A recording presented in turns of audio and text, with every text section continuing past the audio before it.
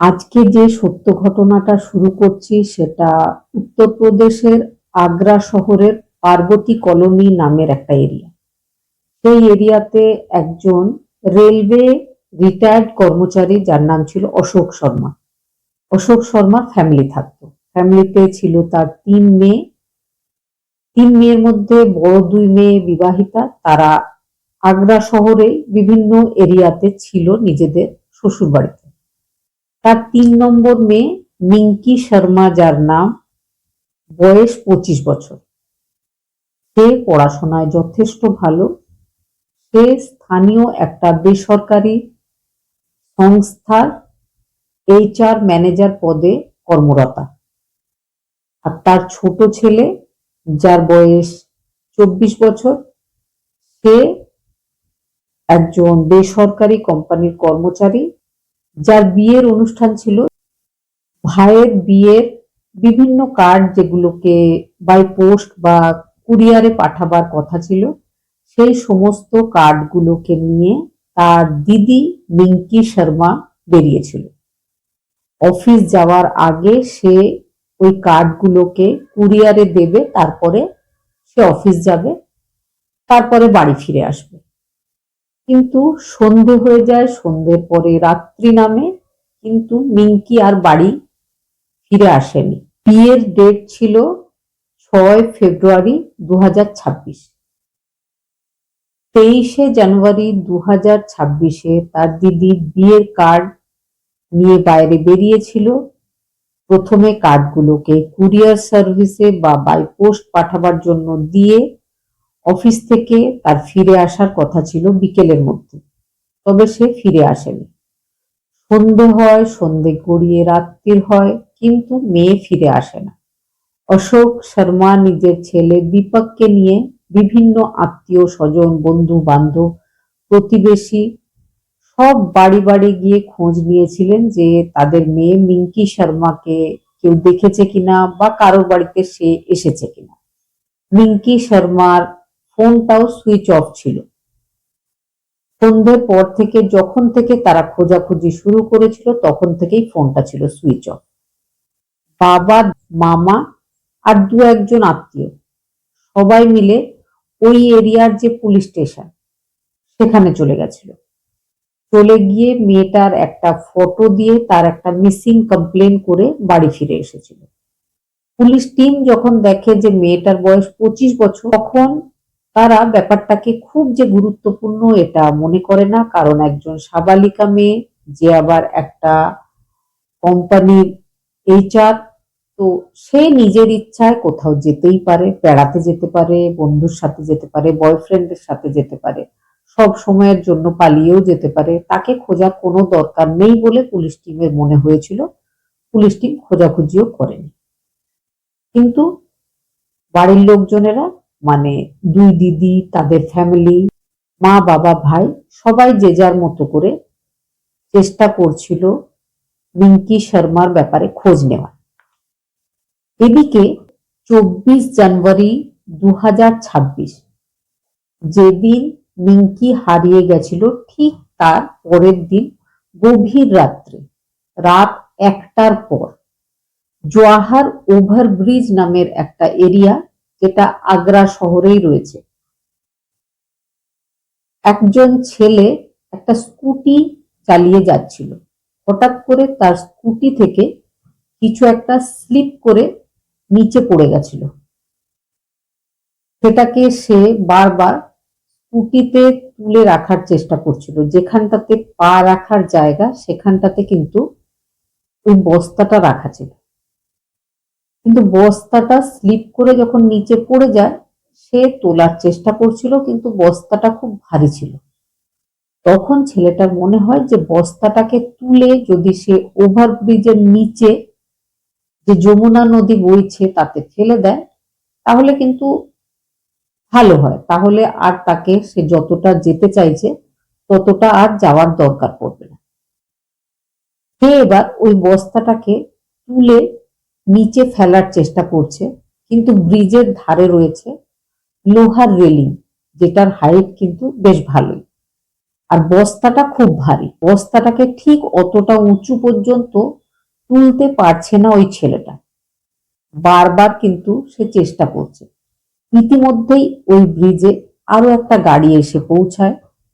গাড়ির যে চালক, সে দেখতে পায়, সে নিজের গাড়ি থামিয়ে সেই ছেলেটাকে জিজ্ঞেস করেছিল যে কি আছে বস্তাতে, আমি কি তোমার কোনো হেল্প করব? এই কথাটা বলা মাত্র সেই ছেলেটা বস্তাটাকে সেখানেই ফেলে রেখে নিজের স্কুটিটা নিয়ে তীব্র বেগে সেখান থেকে চলে যায়। ব্যাপারটা কিন্তু ওই গাড়ির ড্রাইভারের সন্দেহ বাড়িয়েছিল। সে এবার গাড়ি থেকে নেমে এসে ওই বস্তাটাকে দেখে, তার সন্দেহজনক মনে হয়েছিল। রাত্রেবেলায় 1টার পর এই ঘটনাটা ঘটেছিল। সে পুলিশ স্টেশনে খবর দিয়েছিল, পুলিশ চলে এসেছিল। পুলিশ এসে বস্তা উদ্ধার করে। বস্তা খোলার পরে বস্তার ভেতরে ছিল একটা মাথাহীন ডেড বডি। ডেড বডিটা কিন্তু ছিল একটা মেয়ের। মেয়েটার শরীরে কোনো জামা কাপড় ছিল না, কোনো গয়না ছিল না, বা তার পরিচয় বোঝা যাবে এমন কোনো জিনিস তার সাথে ছিল না। বডিটাকে উদ্ধার করে পুলিশ টিম ফরেন্সিক ল্যাবে পাঠিয়েছিল। তবে এবার পুলিশ জানতে চাইছিল যে ওই মেয়েটার আসল পরিচয়টা কি, যেহেতু তার মাথাটাও ছিল না, তার চেহারা দেখার কোনো ব্যাপারও ছিল না। পুলিশ এবার দেখছিল যে আশেপাশের এরিয়ার পুলিশ স্টেশনগুলোতে কোনো মেয়ের মিসিং কমপ্লেন রয়েছে কিনা। 10খানা মেয়ের মিসিং কমপ্লেন ছিল ওই ডেটে। এবার পুলিশ প্রত্যেক মিসিং মেয়ের বাড়ি গিয়ে গিয়ে তার ব্যাপারে খোঁজ খবর নিয়েছিল। যখন অশোক শর্মার মেয়ে মিঙ্কি শর্মার হারিয়ে যাওয়ার ব্যাপারটা পুলিশ টিমের নজরে পড়ে, পুলিশ টিম অশোক শর্মার বাড়ি সেই পার্বতী নগর এলাকায় সেখানে চলে যায়।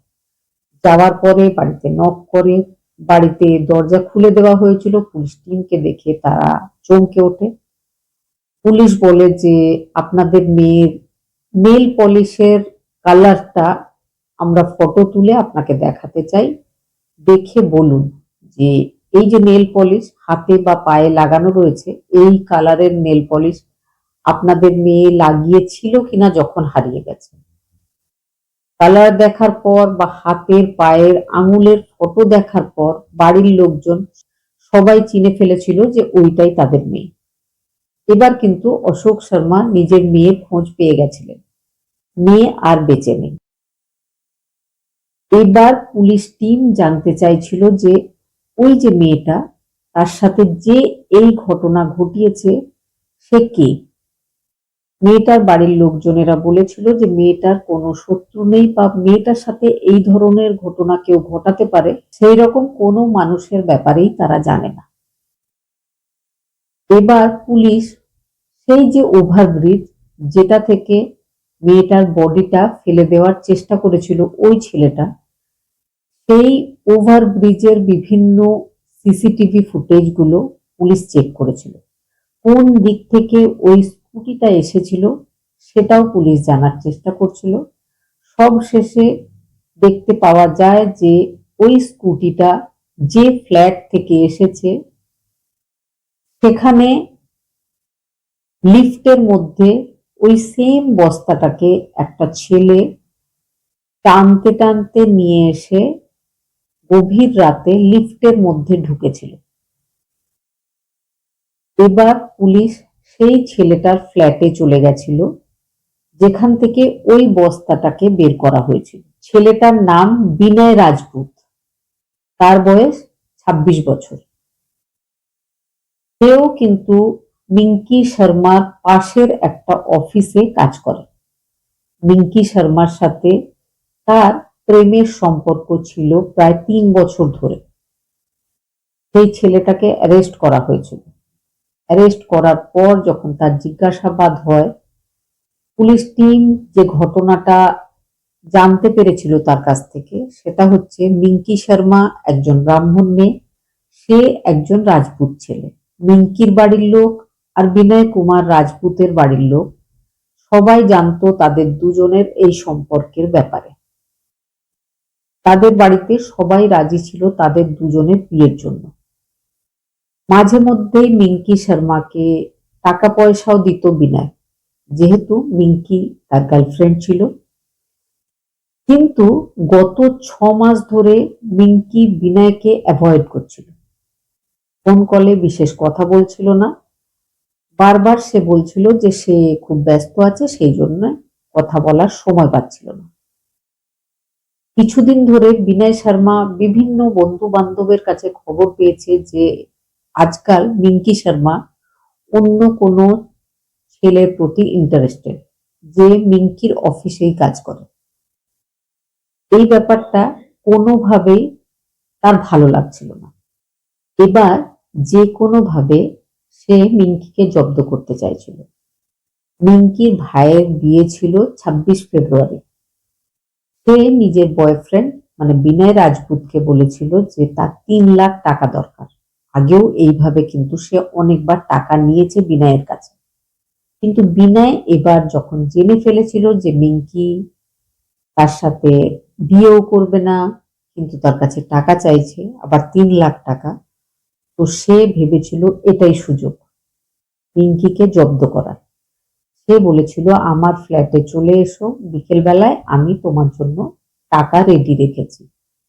মিঙ্কি টাকা নেওয়ার জন্য নিজের বয়ফ্রেন্ডের ফ্ল্যাটে গেছিল নিজের স্কুটি চালিয়ে।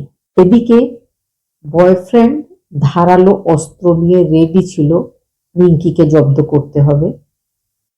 সুযোগ বুঝে মিঙ্কিকে টাকা তো দেয়ই না, তার গলায় ধারালো অস্ত্র দিয়ে আঘাত করেছিল, শরীর থেকে মাথাটাকে আলাদা করে দিয়েছিল। তারপরে খুব ভালো করে টেপ দিয়ে পেঁচিয়ে প্যাক করে দিয়েছিল মাথাহীন ওই দেহটাকে, একটা প্লাস্টিকের বস্তায় বেঁধে ফেলেছিল। আর মাথাটা, জামা কাপড়, তার মোবাইল, তার হাতের আংটি, গলার চেন, এগুলো সব একটা প্লাস্টিকে প্যাক করে নিজের পিঠের ব্যাগে নিয়ে নিয়েছিল। গভীর রাত্রে সেই বস্তাটাকে স্কুটির পায়ের কাছে রেখে নিজের প্রেমিকার স্কুটিটা নিজে চালিয়ে তার দেহটাকে ফেলতে চলে গেছিল। ঝর্ণা রিভার বলে একটা জায়গা আছে, সেখানে ফেলার কথা ছিল, কিন্তু তার আগেই একটা অন্য ওভারব্রিজের কাছে সেই বস্তাটা তার স্কুটি থেকে পড়ে যায়। তারপরে যে ঘটনা ঘটেছিল সেটা আমি আগেই বলেছি।